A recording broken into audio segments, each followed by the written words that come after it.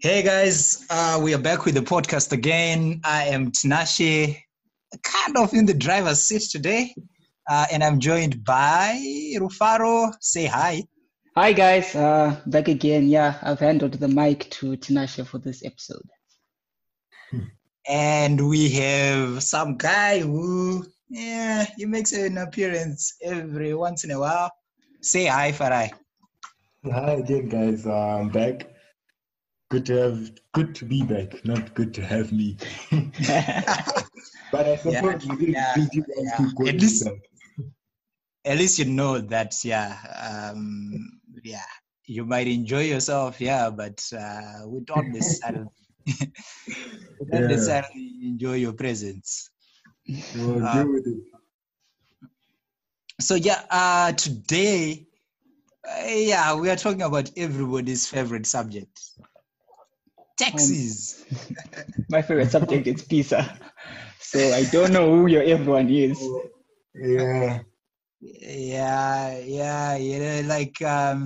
As they say, there are two things that are inevitable: rain and tax. Taxes, but there's a new brand of taxation, or maybe a new conversation around taxes that is interesting. So that is taxing of digital services. And this has been a conversation in Zimbabwe for quite some time. In his 2019 budget presentation, the then new Minister of Finance, Mtshali talked of taxing online platforms. So he didn't say directly, but by implication, he was talking of platforms like Google to make them pay taxes in Zimbabwe. And 2019 came and is gone now. Nothing happened. And 2020 came again. I don't quite remember if there were remarks about this in his 2020 budget. But recently, the ZIMRA Commissioner General, ZIMRA is the tax authority in Zimbabwe. They do revenue collection for the government. It's a government body. The Commissioner General of that body talked of taxing digital platforms, and but this time she actually mentioned something quite interesting. She singled out as an example Airbnb, and we found that to be quite interesting. So that's the conversation we're having today. So let's just backtrack a little bit. It's not just Zimbabwe, right, Farai? Yeah, definitely. So maybe just to assist you, you did say you were wondering if the minister mentioned taxing these platforms again in his most recent budget. So yesterday, the Commissioner General said he did. I went through the budget. I couldn't find it. Maybe I'm blind. Maybe something went wrong, but I couldn't see it personally. I couldn't see where anything of that sort is mentioned. Yeah, I don't think he. But for his 2019 budget, he definitely did. Yeah, exactly. So it's not us alone. A number of African countries, a number of European countries. It's basically a global trend at this point. I try to figure out how they can tax these tech companies. I think the thinking behind it is, wow, these guys are making so much money. How can we get a piece of that pie? So you see the EU, UK, in Africa, we've seen Zambia, Uganda, and South Africa propose similar things. Uganda putting something into effect, actually, and South Africa and Zambia are more on the side of saying we are going to do this at a certain point. So Uganda was quite interesting because it was a social media tax, and it was taxed on the users. Say, you will pay 5 cents per day, something like that. Yeah, it was 5 cents. For using social media. That was quite interesting. But then South Africa is also interesting because before they mentioned this tax, there were remarks from the CEO of MultiChoice, the guys who operate the satellite television network DSTV, and he was saying Netflix has an unfair advantage because they don't pay taxes in South Africa, yet we pay taxes and we employ South Africans, blah, blah, blah. And then a few months later, the government responded and said, we're working on a tax. Are you aware if that tax is coming into effect? Because it was supposed to come into effect in April of 2019. I don't think so. I'm not on a factual basis. I don't know, but I don't think so. I don't think that came into effect. Yeah. So yeah, that's just. But what is motivating this? What do you guys think, Rufaro? What do you think? I mean, what is the motivation behind all this? So it's like what Farai mentioned earlier, that these companies are making a lot of money. And in the case of France, they actually put this into effect. So it's a 3% tax, and specifically it was on revenue, gross revenue, not profits. Because you discover that you have the large companies like Amazon and Facebook, they have a lot of revenue, but then the profits are so small, like compared to the revenue. So if they were going to tax the profits, it would be a small piece of the pie. So they're like, okay, let's go for the biggest chunk, which is tax on gross revenue. And there are all complications of, okay, how do you tax profits? You know, I have to figure out, okay, this profit, is it coming from France or is it coming from another European country and stuff like that? So it would be much, much difficult for them to get the appropriate amount they can tax on profit. So yeah, it's mainly that where the companies are making a lot of money and the government wants a piece of that pie because they're making money from their citizens, essentially. So in the case of, I would also want to chime in there. With you referenced Uganda, which I think is a good place to look in terms of maybe from the African perspective. The only thing African countries, or at least most African countries, can do is tax the end user. Because, well, Uganda can't tell Facebook to pay a tax directly to them. I think Facebook would just say, "Oh, this is kind of absurd. Get out of here," and then they'll leave. They haven't said that, but I think certainly, well, maybe Uganda has a larger population, but certainly in the case of something like Zimbabwe, if Zimbabwe were to ask Facebook to pay a tax to them directly, Facebook would just say, "Hey man, you guys have, what is it, 1, 2, 3 million users in there? We're out.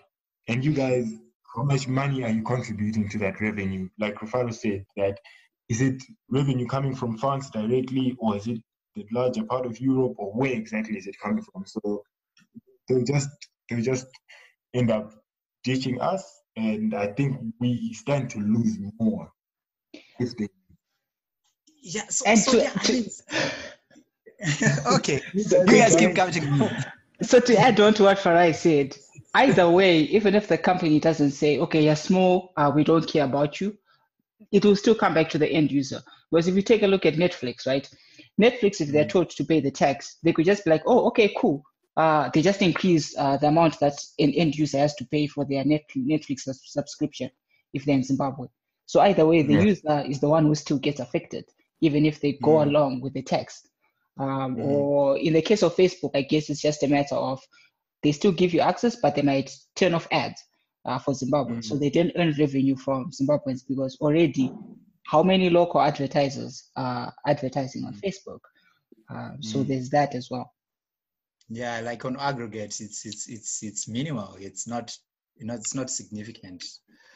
So yeah, I mean, but just going back to the motives, I mean, so the case of France in the European Union, I mean, is interesting to me because I think it's not just, we want a piece of that pie. They're angry at the big tech platforms, the Google, the Facebook. I mean, they've been fining them left, right, and center for all sorts of things. Because these are American businesses that have so much influence in their territories, and I think that's where their frustration is. Uganda, when they brought up this text. I remember the Ugandan president mentioned something like, social media is just for gossip and stuff. So there could have been a little bit of that in the motivation. But I think by and large in Africa, the bigger motivation is trying to raise revenue. And for Zimbabwean case specifically, go ahead before I go into the Zimbabwean case. Yeah, maybe before you go into Zimbabwean context, if the other issue was gossip, I think he might have done a fantastic job at curbing that, because a significant number of Ugandans started using social media less after the tax had been effected. So lose on the revenue side, win on the gossip side. I'm not sure how to classify it, but yeah. But how are they accounting for who pays the tax? How would they know that you're accessing social media?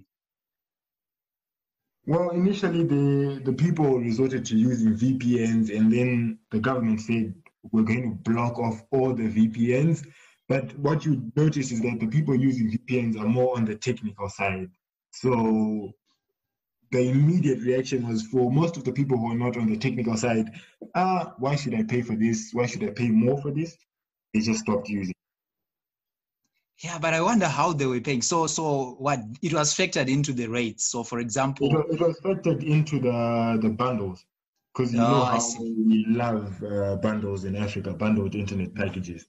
So it was factored into the bundles. So when you're buying a bundle for Facebook, for WhatsApp, and whatnot, it was a smart move, actually. Well, it was probably the best and equally the worst way of doing it. The best in that, the only way that seems feasible to do it, but then the worst in that, people didn't want to do that.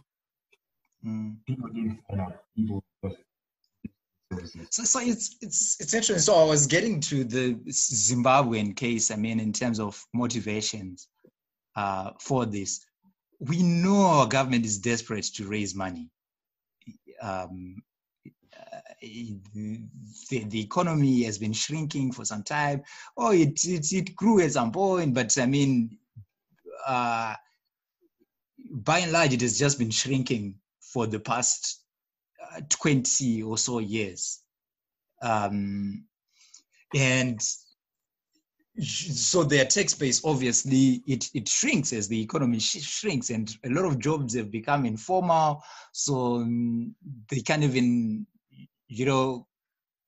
go after those informally employed people to make them pay tax and stuff. So they've just been hungry to get money somehow, and they've been looking at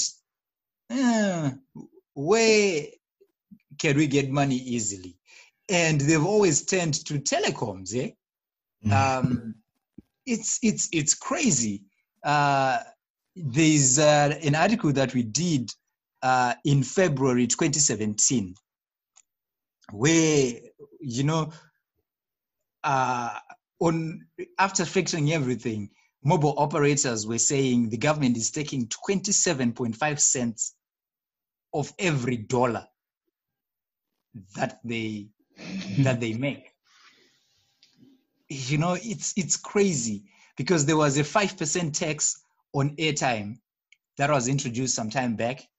It was just a standard 5% tax on airtime.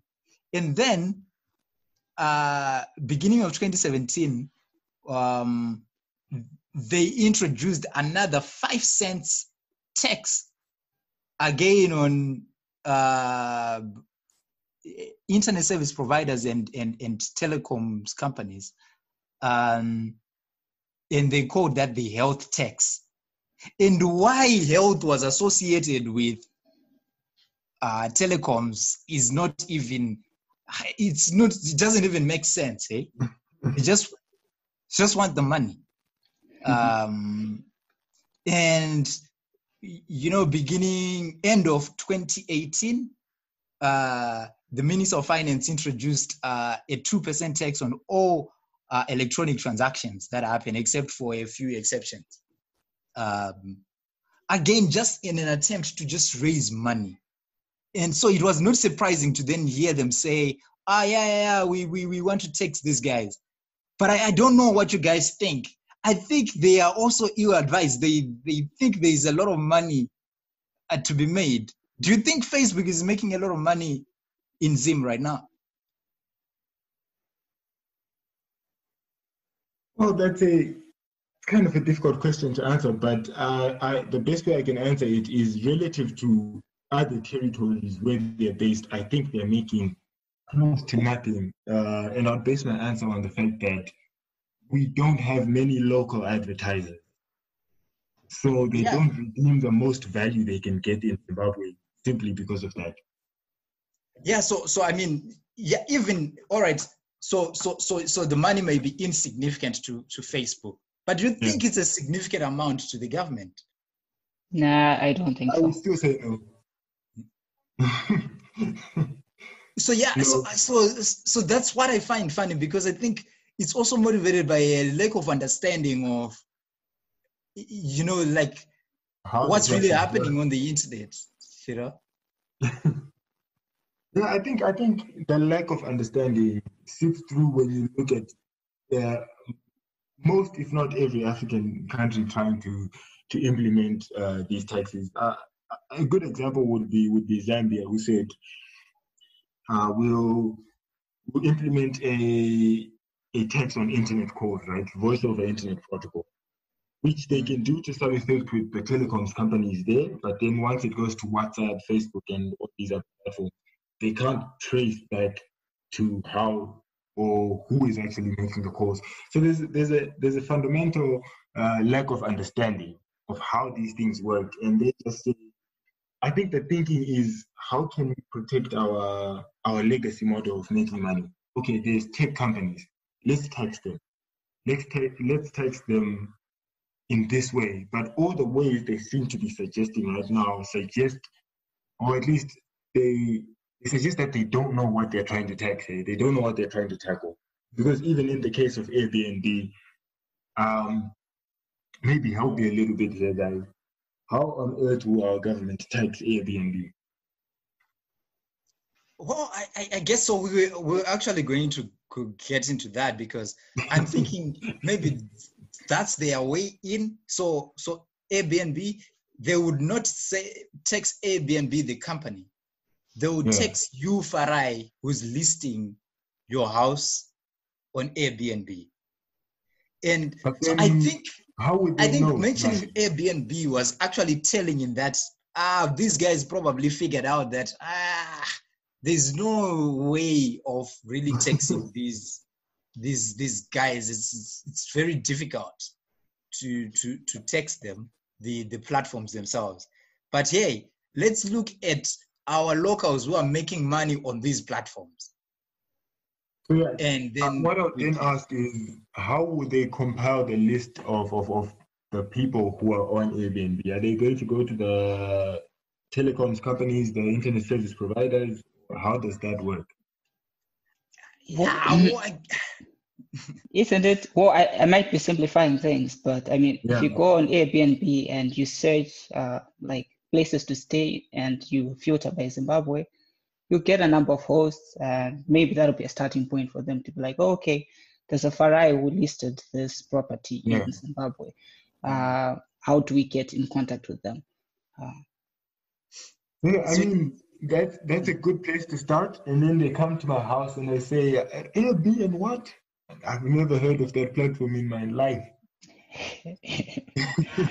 Yeah. I don't think you would get away with it that way. I think the way you would get away with it is, I'm listed there, but I haven't had a guest. Oh yeah, there's that as well. Because but ultimately, it just speaks to the fact that it's such a difficult thing to execute on. Should they even be spending resources trying to figure out how to tax that?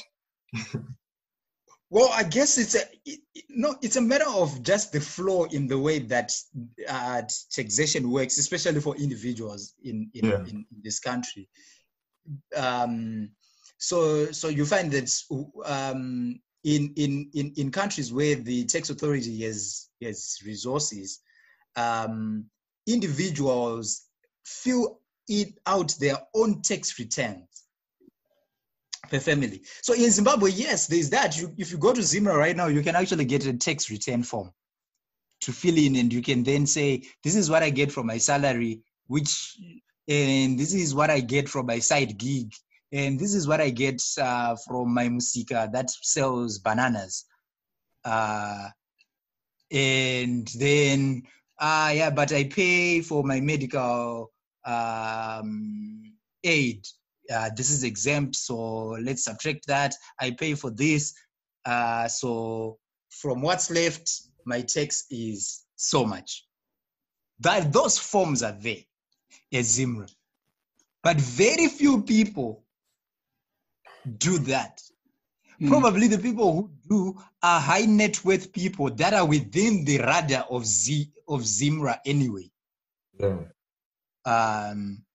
So if I am a well-known person who's, who's maybe more of an investor and stuff, and I don't really have a salary somewhere, perhaps I may think myself a target of Zimra, and I'm like, let me fill out this thing. Yeah. But I don't think it's even verified because they don't have enough resources to do this. So I think that's where the weakness is. And there's also not a strong motivation for people to just voluntarily pay taxes. So if you go back to the speech by the Commissioner General, she was saying to find ways of making people voluntarily pay tax. But people don't feel motivated because they don't see what their taxes are doing, Exactly. So that's the biggest issue. So the biggest issue for me is they're not dealing with the fundamentals. Like you say, people don't see where their taxes are going. When we look at it from a tech perspective, instead of saying tax, e-commerce players, Airbnb, these digital companies, why not use tech to educate the tax base and start from there? Why not use mobile to distribute these forms you're saying and see how people take that up and start from the lowest level where the companies are, instead of saying we tax Airbnb, because I don't see how it happens. Well, I don't know. So perhaps tax education, I don't know. But what I think is there potential for revenue for the government in the digital economy? I think so. Yes, definitely.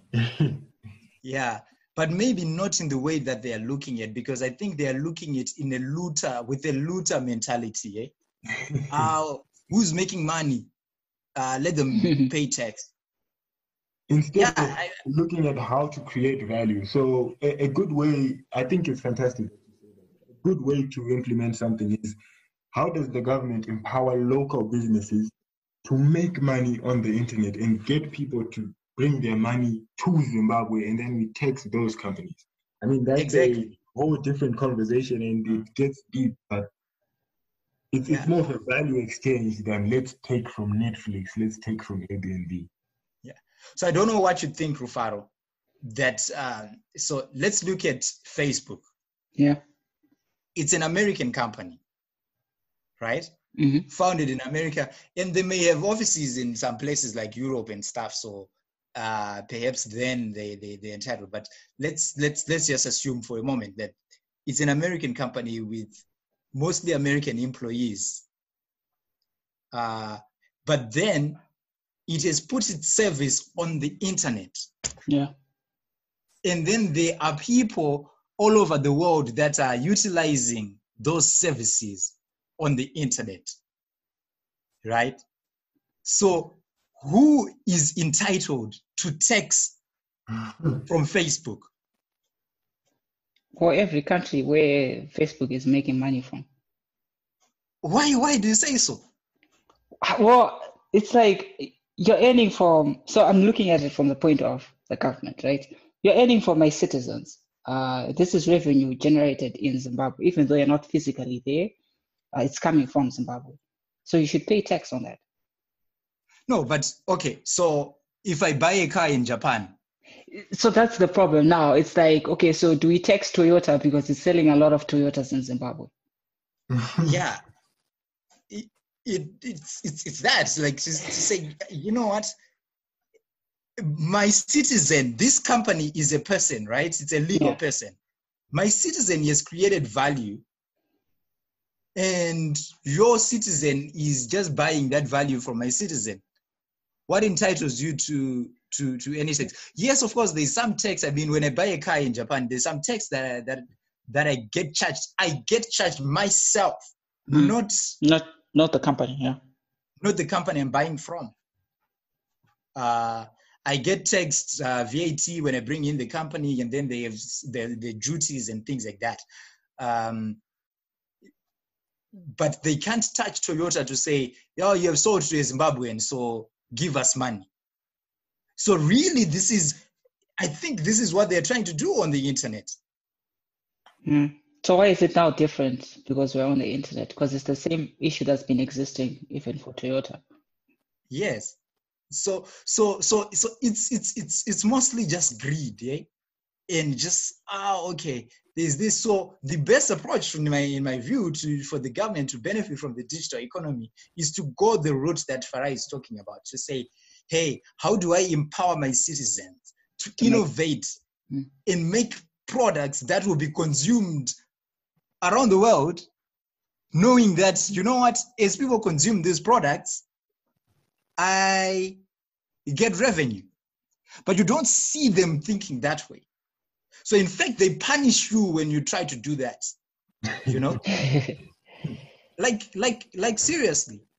So for example, it's very difficult to have this, to deploy maybe an application that is then used globally. When people pay and then they pay into your account, that money is subject to a lot of changing rules, and the rules are changed overnight. So there's no longer respect for, you know what, perhaps for you to deploy this application, you pay for some resources outside the country, so you need Forex. But no, once that money is in your account here and you are a company, you can only withdraw it as local currency. And if you want to pay for whatever service outside the country, it has to go through an application process that goes all the way to the central bank. So they are concentrating on what's already in the account. Oh, you've received $100. Yeah, we don't want you to use that 100. No. Instead of concentrating on, okay, we want you to keep all your Forex, just pay us the tax.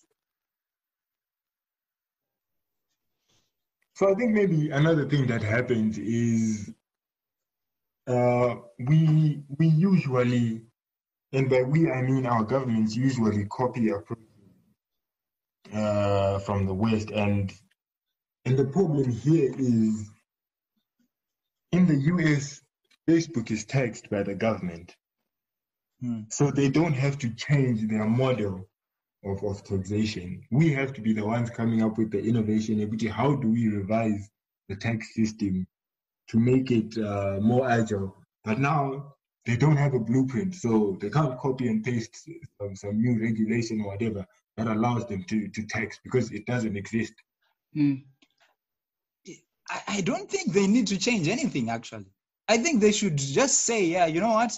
Facebook is not a Zimbabwean company. Yeah, let me leave. Because like you said, I mean, Zimbabwe is so inconsequential to Facebook. They'll just say, okay, so fine. I mean, so inconsequential, even the whole African region in a way, because remember, WhatsApp is paid for in other parts of the world. Is it still being paid for? I think so, right? Not anymore. Or not anymore? Now free, yeah. Okay, but when they launched, WhatsApp was paid for everywhere else.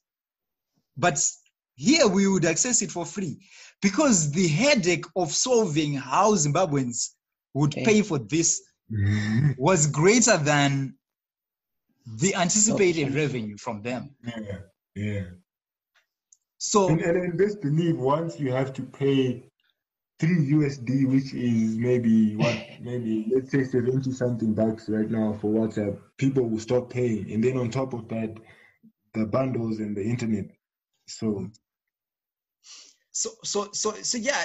I mean, these global platforms, their business models are also very complex. How do they make money? They make money from having an audience.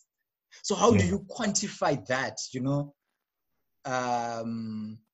So in places like France, you'd expect them to have leverage because it's a developed economy. So you expect that there are a lot of advertisers that are buying ads on Facebook in France, and that's probably some significant amount there. So they have leverage, but we're probably using Facebook, and then we are not really. So the ads that we see, so they're not very relevant most of the times. Yeah. Because no one is specifically really targeting us. So most of the ads that you see are actually about Facebook itself. Yeah. So I think the only way our government just has to wake up to the reality that, you know what, it's good that you see value on the internet to say, oh, there's this big thing that's called YouTube. It's making money somehow in this Facebook. And then just admit those as realities and then think about, okay, so what do we need to do to empower our own citizens to found their own Googles, their own YouTubes, so that I tap into a global market? I agree with you. I think ultimately that's the best approach. Yeah. So there's nothing that actually needs to change. It's just like right now, if I make shoes, Farai, and if I export my shoes to Botswana, I declare my revenue from Botswana, and I pay taxes. Yeah. Because I'm a Zimbabwean company that has made a sale.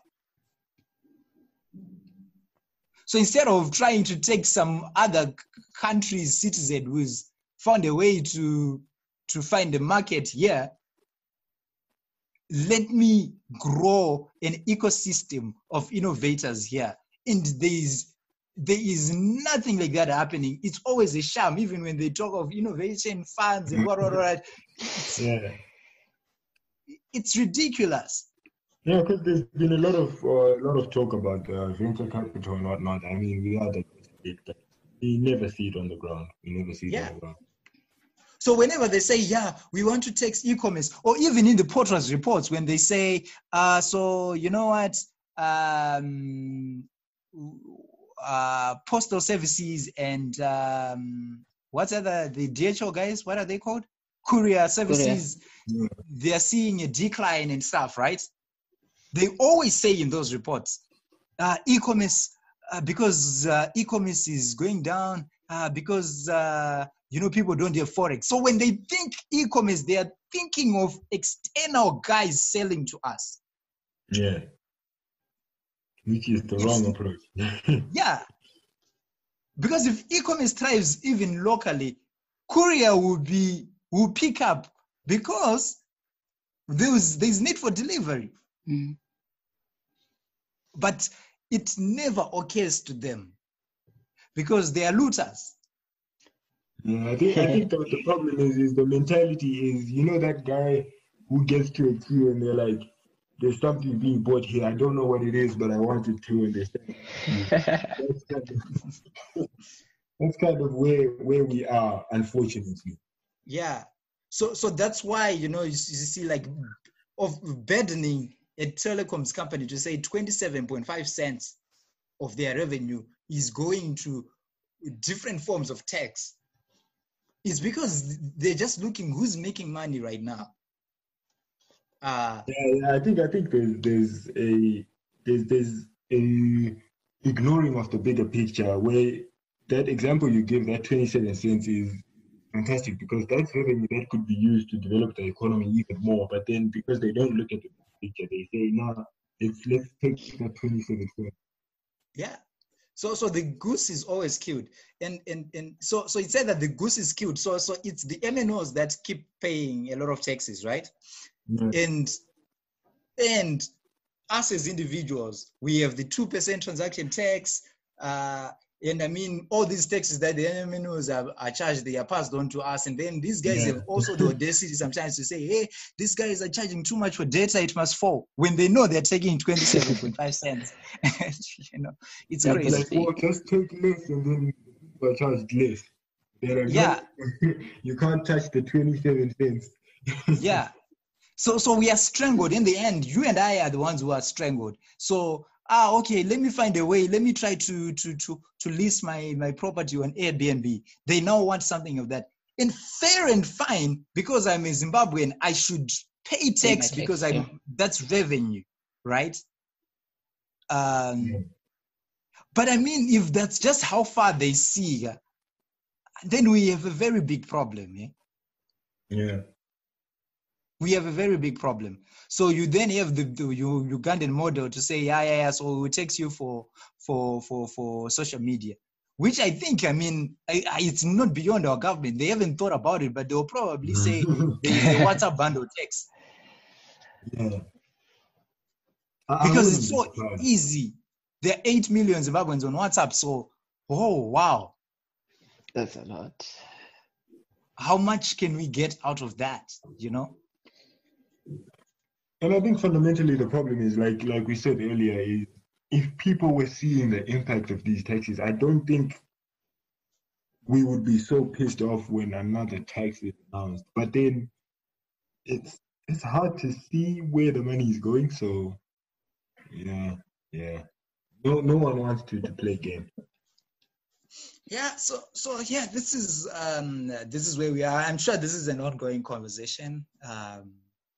Just how do you tax the digital economy? I do think it is the government's right to collect taxes, but I think they need to be made aware of the broader opportunity of the internet itself, you know, and not just look at who's already big, who's already out there, so that they give me money.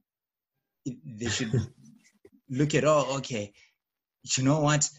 We just want to be this economy that is solving problems at a global scale. Recently, Techzim ran a story on a guy whose app was being downloaded the most in the United States. 23% of his customers were in the United States. That already tells you the depth of the opportunity, you know, and we hope our government wakes up to that reality. We also hope they don't look for this guy, so they tax him. Well, he is supposed to pay taxes if he's earning. Yeah, he is. But yeah, sometimes it's very difficult to do that because perhaps you don't even have a local account, because it's difficult to have a local account to receive those monies. Yeah. Okay, so guys, we are out of time, so we better say our goodbyes. Farai. I'll be back in give or take 3 episodes. Rufaro. Thank you guys for listening, and yeah, bye. Okay, and talking of taxing the telecoms, remember you can buy airtime on WhatsApp. So any network airtime on WhatsApp using EcoCash. What's our number, Rufaro, that they can just WhatsApp airtime to? You still don't know it? 0717 684 274. 0717 684 274. You just